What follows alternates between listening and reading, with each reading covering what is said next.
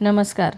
श्री ब्रह्मचैतन्य महाराज गोंदवलेकर प्रवचन. आज 24 एप्रिल. संतांचे होणे म्हणजे त्यांच्या आज्ञेत राहणे. मी जिवंत राहावे हे जितके जरूर आहे, तितकेच परमात्म्याची ओळख करून घेणे जरूर आहे. जगात नावे ठेवीत नाहीत कुणाला. परमार्थाला वाहून घेतले तर प्रपंच नीट करीत नाही म्हणून नावे ठेवतात.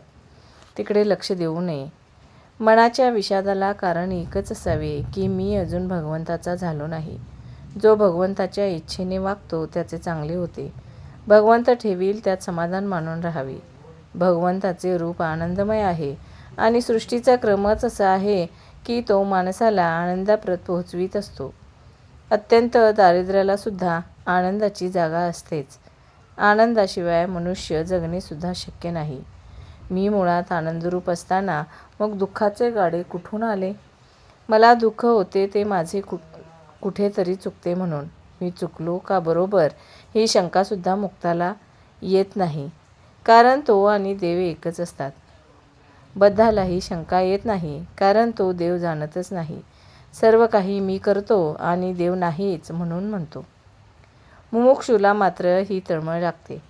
जेव्हा ही तळमळ तीव्र असते तेव्हा संतांची भेट होते.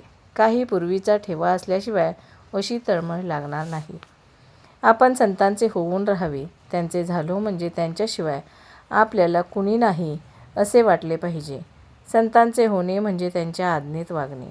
ते संत सांगतील तसे करावे, ते वागतील तसे नाही वागू. सत्याची संगत धरली म्हणजे सत्संगती मिळते. कशाचीही आसक्ती न धरता जगात वागणे हेच मुक्तांचे लक्षण. हवे पण नाहीसे झाले म्हणजे दुःखाचे कारणच राहत नाही. जिथे तुम्ही राहता तिथे सद्गुरू आहेतच असे तुम्हाला वाटते आणि समाधान होते. हीच त्यांची खरी कृपा होय. श्रद्धेने जे काम होते ते तपश्चर्येने होत नाही.